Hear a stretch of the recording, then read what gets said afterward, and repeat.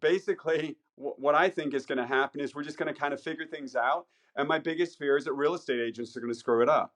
Real estate agents are going to be the biggest pain in the ass in all of this because they're the ones that are going to be bringing it up and talking about it. And they're so desperate because a lot of them aren't making any money. So they're going to offer to do a 3% listing and not pay a buyer agent. I think it's going to all be in the hands of the weak real estate agents. Are you freaked out about the NAR stuff that's coming in August? Like maybe you're a buyer's agent and you're like, how am I going to get paid? Do I need to come up with alternative pay structures? What's the listing agent going to, promote on my behalf to the seller?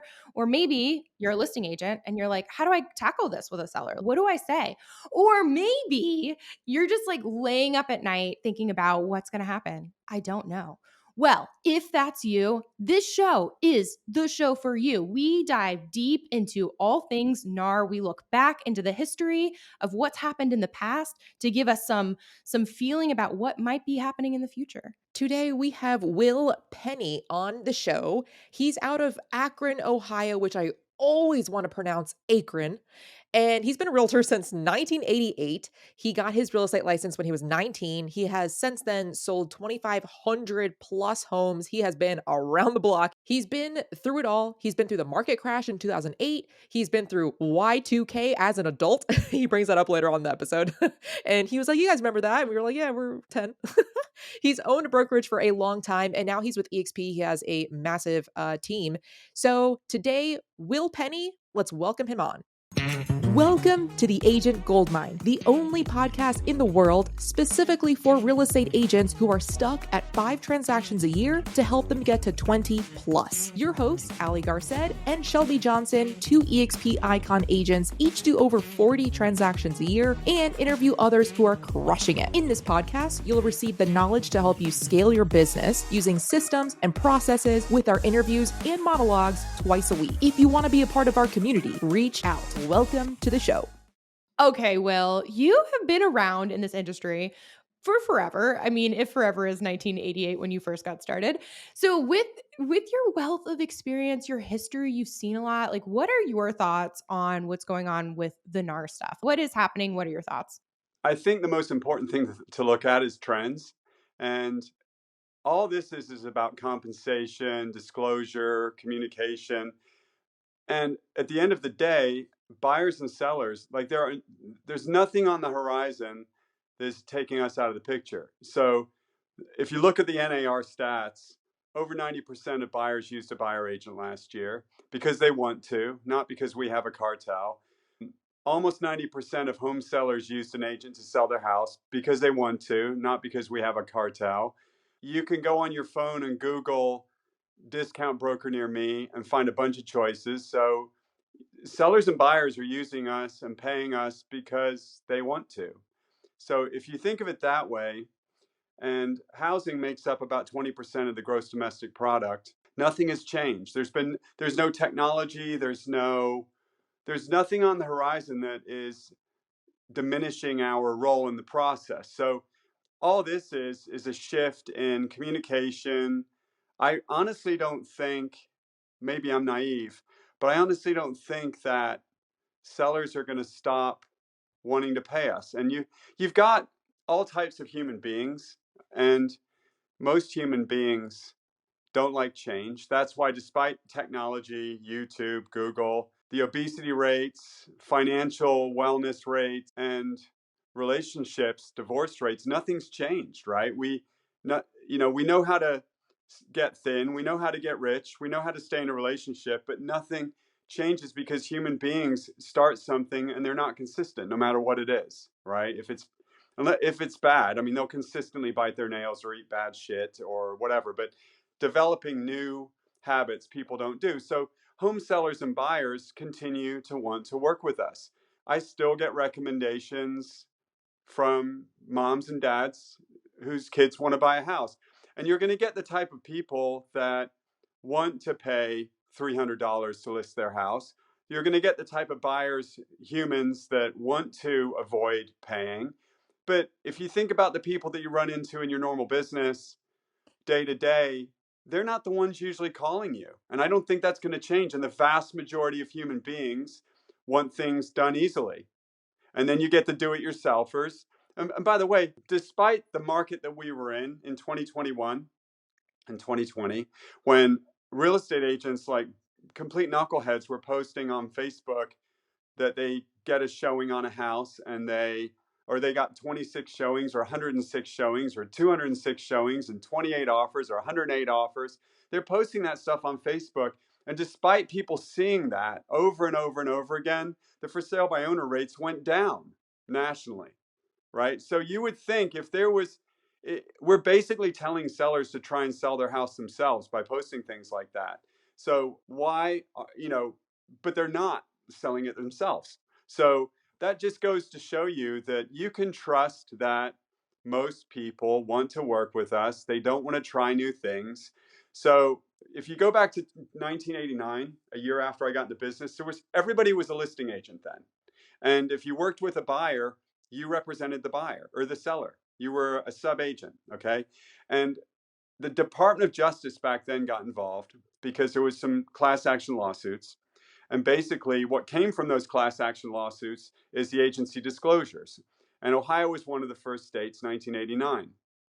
And basically, we had to have a buyer sign an agency disclosure back then and say that we were representing them. And for a period of time, about 5 to 6 years, there were old school brokers. Because if you go back to 1989, the only brands you saw were Century 21, Coldwell Banker, ERA, which is a part of the Anywhere brand. That's Century 21, Coldwell Banker, Corcoran, Sotheby's, Better Homes and Gardens. That's that brand. But they've since acquired all of those different brands. But back then you had Century 21, Coldwell Banker. Remax was like starting out. I mean, they were starting to get big. But most of the real estate brokerages back then were mom and pop independents, the vast majority in the 80s. And a lot of them were owned by stodgy old men, right? That was who was the majority of the realtors back then. Women started getting in the 80s, but a lot of the brokerages were owned by all the guys that you don't like, those types of old school men that just did things their own way. And basically what happened was they rejected buyer agency and they said, we are not going to pay an agent who's not representing our seller. So in our market, we had a bunch of brokerages that just refused to pay a co-broke fee to an agent who was representing the buyer. Now, this is after 1989 when you had to have an agency disclosure. So in our multiple listing service, and we've got about 8,000 agents now, Akron and Cleveland is a big market. It's not cornfields. It's more like Chicago, if you can envision that. So basically what happened for about 6 years, I started using a representation agreement back in the early 90s. And the reason was, two reasons. As Remax grew, some independent brokers rejected Remax because Remax agents got all the money. They were the first, it was Remax and KW and now EXP and the other cloud-based brokerages. But back then, if you were at a traditional company, you were getting 50%. If you're really good, you get 60-40. That's it, right? So Remax came around and we had two big independents that said, we're not co-broking with Remax agents, right? So this happened. So we had two things back in the late 80s. Remax agents were getting blackballed and they weren't offering us, they were giving us half a co-broke. And then on top of it, we had these old school brokerages that refused to acknowledge buyer agency. So in the early 90s, agents, the progressive ones, started using representation agreements. And the accredited buyer representation course came out in about 94. Okay. So, and they encouraged us to use representation agreements then. So back then, the way we fixed this problem that we're dealing with now is we had a representation agreement signed, and then we would reject the offer of compensation in the MLS by calling, because there was no email or texting. So you'd call the agent and say, hey, Shelby, I'm going to show 123 Oak Street tomorrow, and I'm rejecting your offering of compensation in the MLS. And then you'd write it on the sheet, on the MLS sheet, and then I'd show the house. And then on the contract, I'd write on behalf of the buyer, ABC Real Estate shall pay DEF Real Estate a fee of 3% of the sale price on behalf, or however, I'm getting it confused, but on behalf of the buyer, they would pay the buyer agent, and we'd put that on the contract. And that's basically the way we handled it for 6 years. Okay, 6 years we had to do that. So suddenly the vast majority of real estate agents have been in the business for 10 years or less. So they don't know that this happened. They don't understand it. So we're coming up with all of these conclusions before it even happens without looking at the trends. And the trends are buyers and sellers still want to use this. And I have listed 5 houses in the last week. No one mentioned this. I brought it up to hear what they'd heard. In the five listings, nobody said I don't want to pay a buyer agent. Nobody said, well, I only want to pay 3% now. It hasn't happened. It hasn't happened to me. And the ones that did ask, I was like, yeah, basically it just boils down to transparency and disclosure. We're not allowed to list the co-broke fee in the MLS anymore. And you've never had to offer a buyer agent fee. In our MLS since 1998, it's been a minimum of $1. So there's never been any control over how much you have to pay a buyer agent. And if you choose not to pay a buyer agent, then you're going to eliminate 7,000 real estate agents wanting to actively try to sell your house. And in the car business, there's 5 different values to the same car: retail, wholesale, auction, trade-in, and person-to-person. There's about a 20 to 30% difference in the value of the car, and that's all based on exposure and trust. So if you eliminate your buyer pool by not willing to pay a 2.5 or 3% co-broke fee, you're going to drastically reduce the value of your house more than the difference in the fee. And they're like, oh, that makes sense. So I guess where I'm at, I'm either naive or right. I don't know yet, but basically what I think is going to happen is we're just going to kind of figure things out. And my biggest fear is that real estate agents are going to screw it up.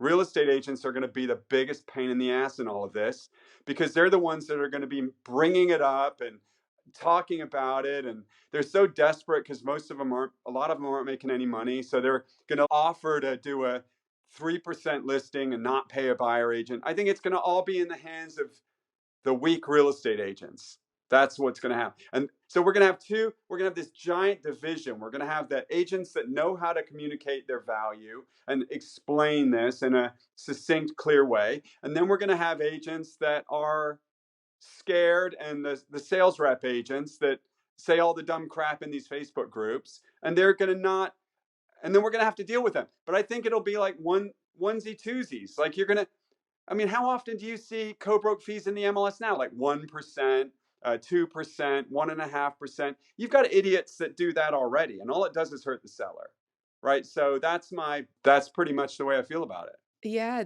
it's so interesting interviewing you with your knowledge of the past trends and the ups and the downs and like what history potentially repeating itself, transparency, that's the goal of this, but does it end up being actually more transparent, No, who knows? it's not. No, it's less. How It's less transparent. It's stupid. It's just dumb.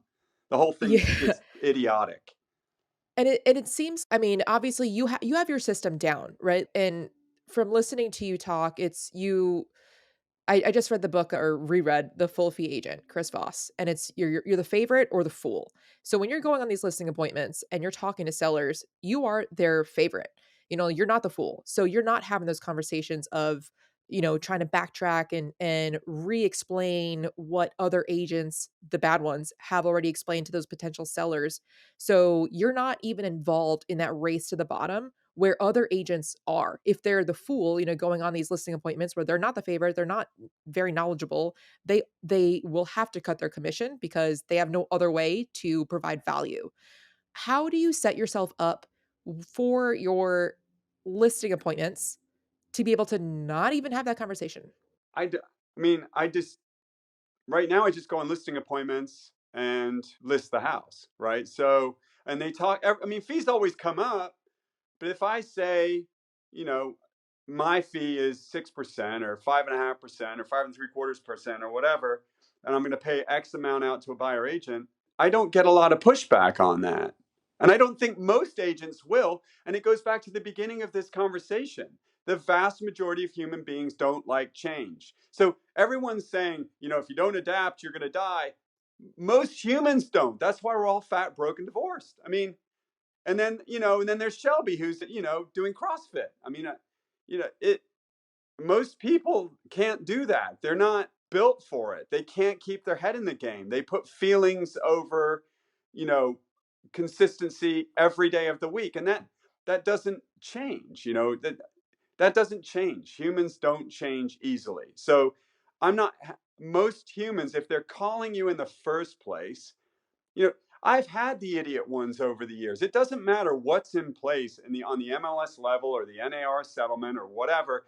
You're going to get the guys and the girls, the men and women that think they're the smartest one in the room, and they're going to say, "Well, this is how much I'm willing to pay you." I don't work with those people.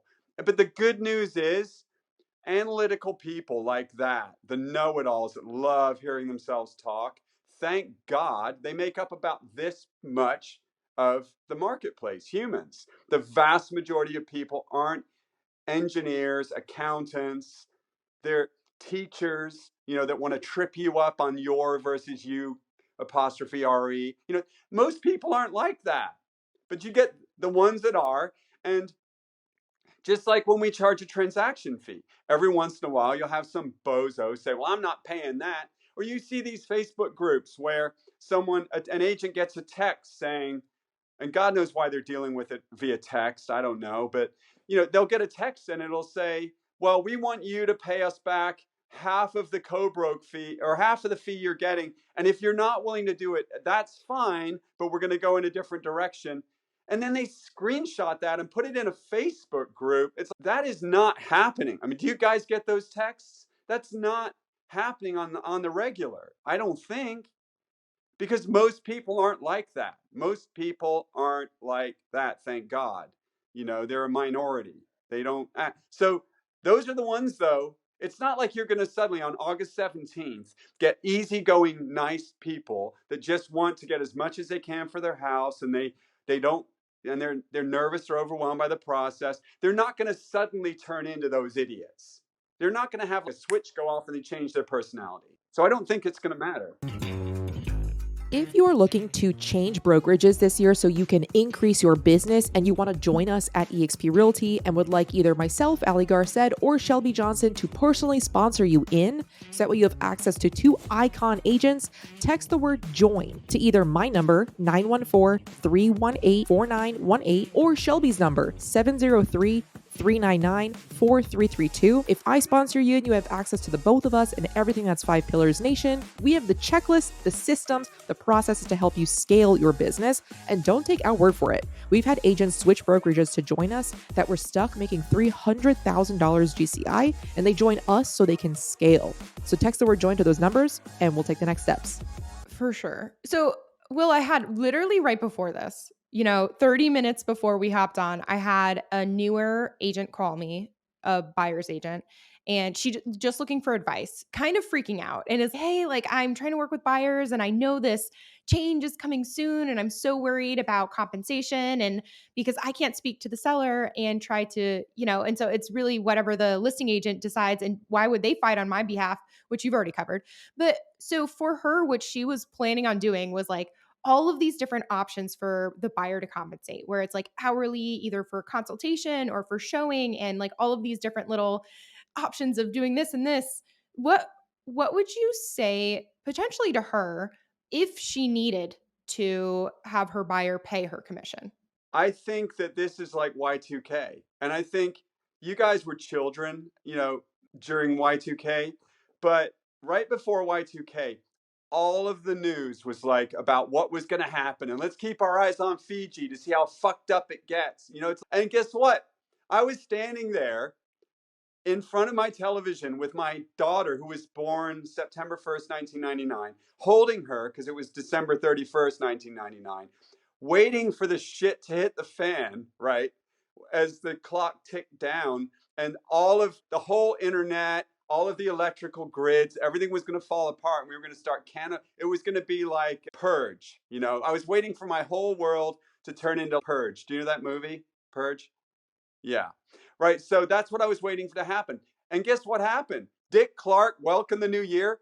Fucking nothing happened. Nothing happened. Right. So I think that she needs to spend time now articulating her value proposition, getting her elevator pitch solid, and forget about the what ifs, because spending any time on worrying about what might happen when we're all in the same boat together.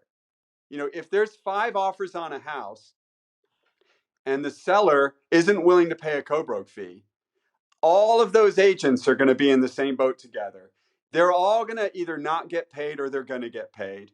And but we don't know how this is going to play out. So coming up with conclusions ahead of time is a gigantic, all that does is just chew you up. So just focus on the fact that homes are selling now. What is the behavior of home sellers and buyers today? How much is it going to change on their end in August, 2 months away? Are they going to turn into different human beings? No. We're gonna just have to figure it out. And I live in Northeast Ohio. About a half an hour or an hour south of me are Amish people. Well, Amish people aren't allowed to drive cars. They're not allowed to use cell phones. They're not allowed to use gas powered engines. They're not even allowed to use freaking zippers, right? But here's the thing: you come home and there'll be Amish on a roof here, an hour away, putting a roof on. And you're like, how the hell did they get here? They're not allowed to drive, right? So it's called workarounds. We're in a country of workarounds, right? The Amish borrow phones from the Mennonites. They get a new, fresh, charged one in their mailbox every day. So that's how they get around the phone thing. They get rides by men. They have this ride share thing where the Mennonites or somebody outside of their community drives them to their roofing job.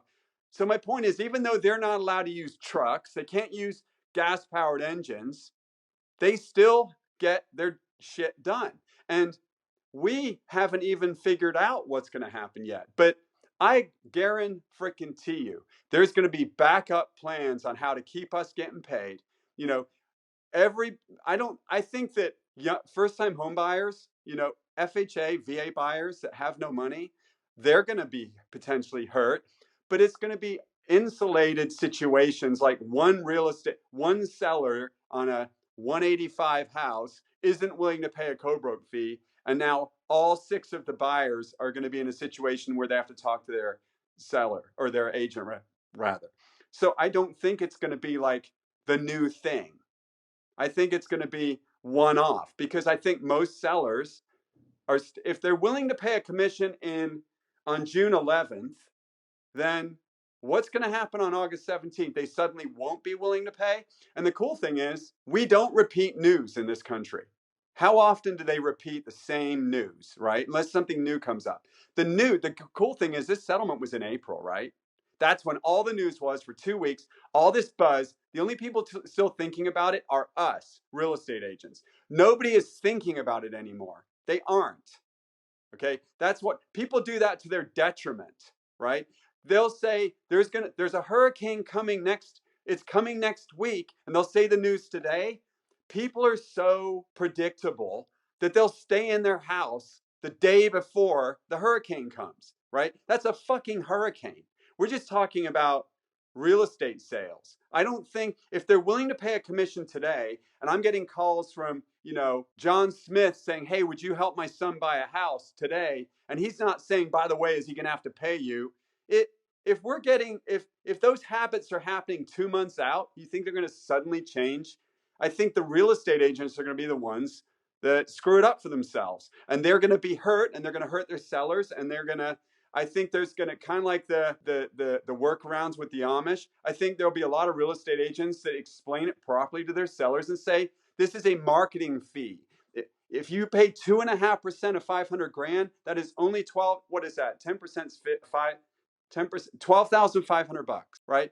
Do you think that if I put your house on the market for $500,000 and you attract all of the ready, willing, and able buyers in the first 48 hours, what do you think is going to happen if we just take the floor out and you end up getting 1 or 2? Do you think that could hurt you more than $12,500? Do you think it's possible that you could get a 470 offer or a 460 offer on 500,000, especially if a buyer feels like they got to pay themselves, they got to pay their agent? You think they're going to be like really excited about running in and paying you list price or more? So I think that is where we need to be explaining it, right? And I always use the analogy of cars, because retail, wholesale, trade-in, person to person, and auction. 5 values. You can go online. a Honda Civic. It's got 5 different values online, and the differences are based strictly on exposure and trust. And if you've got it on Facebook Marketplace, you're going to get about 25% less for your car. If it's at a Honda dealership, you're going to get about 25 to 30% more based on exposure and trust. Well, if you can explain that story with houses, and then they're like, yeah, that makes sense. Because if people go straight to the owner, they're going to pay them a lot less on a car. What makes you think that someone on a $500,000 purchase or a $300,000 purchase, they're going to be willing to pay you the same? No. If they're scared on a car, on a $20,000 car, they're going to be more fearful because a house is a lot more money and there's a lot more steps in the process, and it's a month and a half long versus a day. So that's how I explain it. Everybody like goes, okay, that makes sense to me. Next, when are photos? I mean, that's it. Kind of rewinding a bit, back to transparency. When with us now, with the intention of this supposedly being to make everything more transparent, but instead it getting a lot more sloppy, where just for an easy example, you list a house, the sellers for some reason just refuse to pay the buyer's compensation, so they're cutting out the other 20,000 agents in your market. 1 month goes by, 2 months go by, no offer, 3 months. Seller decides to change their mind and say, you know what? Now I will list, or now I will compensate the buyer's agent. A buyer comes in, new buyer comes in, and they accept that offer, but had rejected all the other offers, because, it can violate FHA, or the federal Fair housing. fair housing, my goodness, so fast. Anybody that has a rejected offer or didn't even get to that point, wasn't even able to go into the house because they weren't paying the buyer's compensation, can then later say, in my opinion, I feel like a lot of people are going to say, oh, it's because I'm Hispanic. Oh, it's because I'm disabled. It's because I'm, whatever it is. Yeah, And there's no way to prove otherwise. As a listing agent, I think it's going to be very hard to say, 100%, Allie. This isn't transparent at all. This, this is the dumbest decision ever because again, we're wasting time because it's what's done is done. But the seller agrees to pay me 6% because that's what they agreed to pay me. If they didn't want to pay 6%, then they could interview 6 other agents and they say, hey, Will Penney, he said he'd do it for 6. Well, fuck, I'll do it for 4.5. I mean, it's such an easy process to get an agent to charge less. If you really want to pay less, you either Google discount brokers near me or you just play agents against each other. I mean, it's so easy to play agents against each other in this market.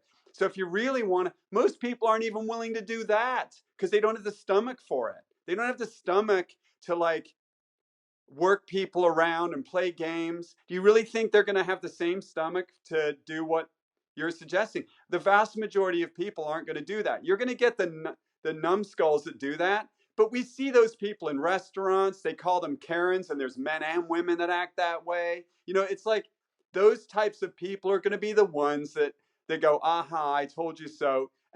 But what'll happen? We're going to have this period of time. I don't know how long it'll be. It'll only be months though, where this plays out. You're going to have some bad experiences. We're going to see some lawsuits because it's not just, what about military? Military is a protected class, military status, right? VA. So familial status, number of kids. I mean, there's several different types of people that could claim a lawsuit in this. I mean, if we had a problem with love letters, I mean, this is going to just be freaking bonkers because of what you just said. Because I think we're going to get through this window and then it's going to just be a situation where people everyone wants the same goal: buy a house, sell a house. Sellers who are going to be buyers, you can't have it both ways. If you're not willing to pay a buyer agent here, well, don't whine when you've got to pay a buyer agent next time. Or God forbid you deal directly with the listing agent. And so I think if that happens, I mean, 35 years ago, we had the class action lawsuits about buyers that weren't represented. Now suddenly there's agents and pundits that think that buyer agency is going away. No, it isn't. It isn't going away. And I don't think fees are going to just tumble because You could have it's 6-minute abs. Well, I'll do 5-minute abs or 4-minute abs. Like you said, it's a race to zero, but it's never a race to zero. You guys are kind of young, but I know like years ago, I'd run ads saying, list your house with me, free home warranty, or I'll do a 4% listing, or I'll throw in a flat screen TV. Nobody ever called. People do not, in general, pick an agent for those reasons. You could send postcards out to a neighborhood saying, I'll 4% this month, and you might not get any calls. So that's my point. The fact I like to deal with the large majority of humans.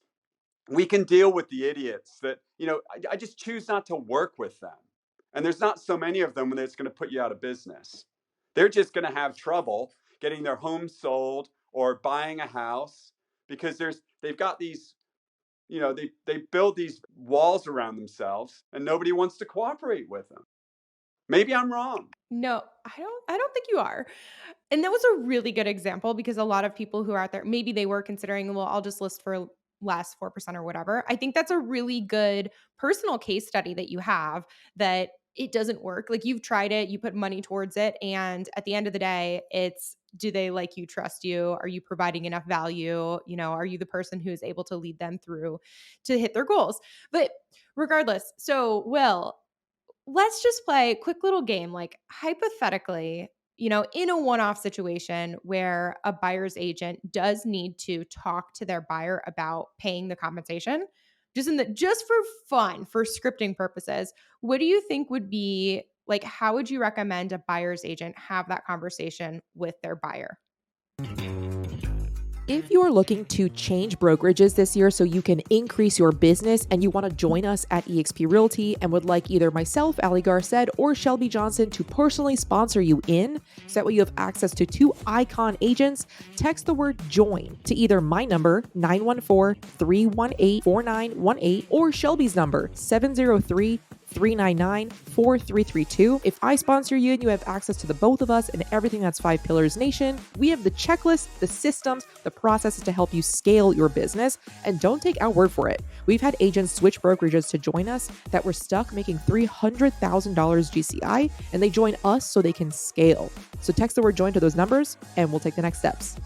Again, go back to for sale by owners that we've been dealing with. This is like the reciprocal of a conversation with a buyer. Having a conversation with a seller that doesn't want to pay you anything, but wants to sell their house. Having a conversation with a buyer who doesn't want to pay you anything, but wants to buy a house. It's the same conversation, right? So if you're talking to the buyer, we've been using buyer representation agreements since 95. I've had a team since 2013. All my teammates use buyer representation agreements. And we have conversations about for sale by owners. And I say, and it's the same conversation about whether it's a for sale by owner or the off chance that you have to pay us, right? And I'll just say, if you find a for sale by owner, it's very important that you have me call first, because if I make the phone call first, then I've got something they want, which is a pre-approved buyer, and I'll manage the process. If you call them first, then what's going to happen is they're going to feel like they've already got you. And then when I jump in, they look like I'm just trying to jump in to get paid. So psychologically, you want to have me call first. They're like, oh, that makes sense. But on the off chance that they don't want to pay us, you might have to raise your offer or ask for a closing cost concession or something to cover our fee. And I say, don't worry, I'll let you know if that happens in advance. Most people don't get freaked out by that. So in that agent that you mentioned, I think she's going overboard, because again, it's like you're going to get a mole tested tomorrow, and you've already thought about how you're dying of stage 4 skin cancer. You can choose to panic about it, or you can, and it'd be very easy to do. But being emotional about this and worrying, every agent, it's happening to all of us. It's not just one agent.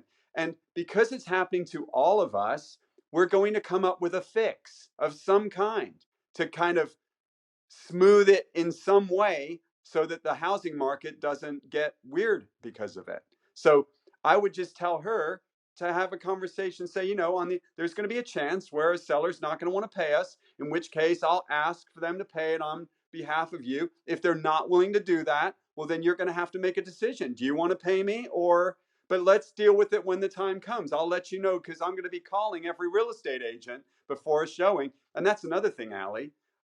What happens if I don't like you? That's gonna be so common now. What Oh happens my if gosh. I don't like you because yeah, because you suck or you're rude or whatever.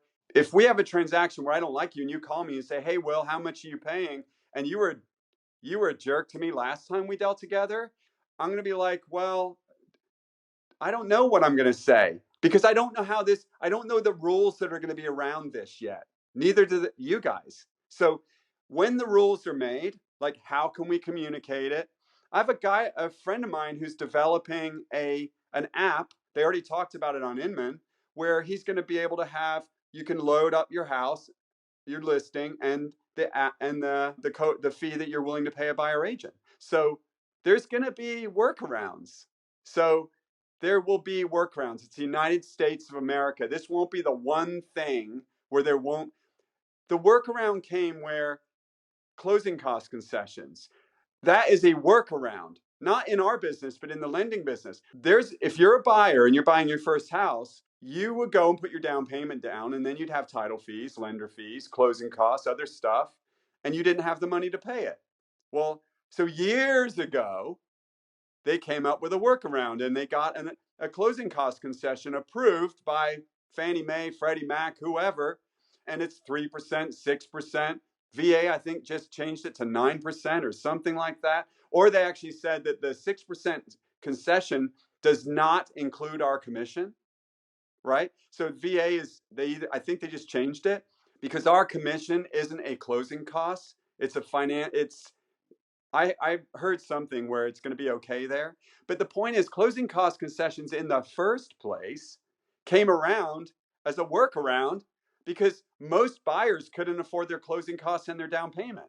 And they fixed it by allowing closing cost concessions. And I think that's what's going to happen somehow here. And some people are going to call me naive because they insist on the sky falling. I don't think it's going to because buyers and sellers still want to use us. There are so many ways that this will go wrong. And who's gonna benefit are the attorneys, because the buyers will sue the sellers, and the attorneys are going to get the fat paychecks. What are you doing now to, I guess, just continue maintaining your tunnel vision? What are you doing to maintain your rate of closings? Because you're killing it. I just told you. I mean, I'm having these conversations. I bring them up if I kind of gauge the type of people that they are, and I bring stuff up and then I explain to them how it really works. And but it's nothing's happening yet. We're only 2 months out and nothing's happening. Talk to your realtor friends, the strong ones, the ones that are making hundreds of thousands of dollars a year. I just went to a John Cheplack event. So John Cheplack is a coach. He coaches like 8 of the top 20 Real Trends teams. And we were there for 3 days. Do you know how much that came up? Zero. It didn't come up. It didn't come up. And these are big teams. These are agents doing, like the Tina Calls, like the Kyle Whistles. Whistle was there, doing $400-500 million a year in sales. It didn't come up because what's the point of having the discussion until we see it play out? And I don't think that this is going to be the one time where it plays out and it turns into us not getting paid. I mean, get listings. I guess focus on listings and then you'll always get paid. What? So it looks like you brought a pretty cool golden nugget for us today. Will, what did you bring for our listeners? You found a home, what do you do now? So basically my buyer service checklist that basically built up the process of being so complicated that they wouldn't want to do it without us. So I'll send you that. Okay, cool. Well, we're going to provide this to our listeners. So this is your 179 ways that agents are worth every penny. This actually ties really perfectly with the conversation that we have today. In case agents are out there and they're like, "Man, how do I articulate my value? I don't even know if I'm valuable. What do I even do? I don't know." Well, you know what? Will knows for you. So if you go to theagentgoldmine.com and scroll all the way down to the bottom, that's where you can click to get access to our gold mine of golden nuggets for free, and you can get 179 ways plus Will's buyer folder, complete packet, closing process things. All the That's things, right. lots of All docs. the things. Things Okay, perfect. Love it. 2.0. Yes, yes, exactly. Okay, well, so we know that there's no change in your future. You're just going to keep crushing it. So, what in are you? I don't know. Is there any change in regard to? I know you're in EXP and you're, building that family, your team. What does the future hold for you? I only work part-time now, so I'm like half retired. I list houses, but I we went over my team structure last time, so I'm involved in several parts, but not the whole thing because I've got good people. But yeah, I mean, I'm building my rev share organization. I'm at 161, I think, but I've got a lot of my 161 agents have sold almost 300 million so far this year. So it's a very productive group of agents. I'm going to keep working on that because I enjoy it. I'm going to keep trying to be a cheerleader for our profession. I'm going to keep trying to talk agents off the cliff and tell them to just sharpen their tools and be good. So whatever happens, they can adjust to. I don't think nothing's going to happen. I just think that humans aren't going to change. That's what I said. And when humans don't change, then the outcome is not is minimized because I don't think that the DOJ and these other governmental organizations, they're not nothing about this is changing our fees. It's all about communication. And humans, since we're like business to consumer, right? Is that what's B2C? Yeah. B2C business is a lot easier because things change very slowly. So because of that, I think that we just have to keep working and then keep our eye out for actual changes and pivot to adjust to those instead of working ourselves up on stuff that hasn't even happened yet. Yeah, I agree completely. Heading to our wrap-up questions. Will, what is your favorite app or tool? CapCut. CapCut, I nice. like CapCut. And I like Clipchamp. I edit my videos sometimes, my podcast with Clipchamp. I like that. Clipchamp. Yeah, I've never heard of that. Okay, so podcast editing. Yeah, because I do it Okay. myself. Will, leverage. You're the one who is telling us about it. That's Get that off your plate. I've No? leveraged Well, he's half retired all though. my big Yeah, that's my true. big time producing things. I mean, I'm only working 20 hours a week, so I enjoy doing that. I mean, it's creative and I don't mind doing it, and I don't want to pay somebody overseas. Well, if it fills your cup, then we are so happy for you. Wrap up question number 2. What events are you going to in the next 12 months? Well, I'm going to go to EXPCon, and I'm going to. Have you ever heard of Eric Worre? Nope. Dude, look up Eric Worre. WORRE. We just went to his house. He had 36. He's a multi-level marketing guy, but top of his game. So three of us went to an event he had at his house, and there's another one in December, and it's all about organization building. So I went there. I'll go to EXPCon. I'll probably go to the regional one just so I can hit Icon again. I usually hit Icon in 4 months still. So I'll be at EXP October 1, it'll be 3 years. And I've already hit Icon 3 times. So that's an amazing award. I mean, that's what we should be talking about to agents. So yeah, those events, mainly team building stuff. But I like Eric Worre. If you look him up on YouTube, the guy is legit. Yeah, I'm excited. I feel like I've heard his name in another podcast. I can't even remember which that I listened to. How can we, Shelby and I, and the audience help you in your business? I don't know because I'm trying to get out of business. I'm not looking to. I'm just my revenue share I want to get my revenue share organization to 1,000 people, but sales. I'm handing a lot of stuff off now. I mean, this is my 37th year as a real estate agent. I've been doing You've done this. your time. I've been doing this since I was 19. Yeah, and if people who are listening to you is like, "I really like that dude. He's cool. He's my people." Where can they go to find more, see more, learn more, or connect with you? They can go to the Will Penney, Penney, on Instagram. So they can go there, or they can call me. I'll give out my cell phone. I don't care. 330-760-2866. That's it. Messenger, workplace. I like helping agents, so they can reach out whenever they want. That's what I love about it. This sounds so corny, but that's what I love about EXP is like there's the top heavy hitters are always looking to get back. So Will, thank you so much for coming on the show, for sharing what you have, all of your knowledge. Thank you so much. People are probably going to be reaching out. I know I will. So thank you for listening to today's show. If you want to follow us also on Instagram, we are active, and Shelby is now accepting message requests because she changed some settings on her She's Instagram accepting that were message fucked up. requests now? Oh my God. Dude. Okay, Will, I'm actually going to share this story in case there's any listeners who have been trying to oh my God. So this is, I've been hosting this podcast and the Real Estate Rockstars podcast for a fucking long time now. And my call to action always is, hang out with me on Instagram, shoot me a message, let's be friends. Today, I was 2 years old when I found out that the settings that I had on my Instagram account did not allow people who I was not following to message me. Today. Dude, I can't. And I can't. So if you're out there, listeners, and you've tried to message me, I am so sorry from the very bottom of my heart. But today's the day. You can do it. Come say hi and I will apologize. Thank you so much for listening to today's show. Let us know what questions you have. If you have found any value in this, give this a 5-star review on Apple and click that little star button on Spotify. We appreciate it. We are Allie the Agent, The Shelby Show, and The Will Penney on Instagram. What do you Do you want? remember? You already know.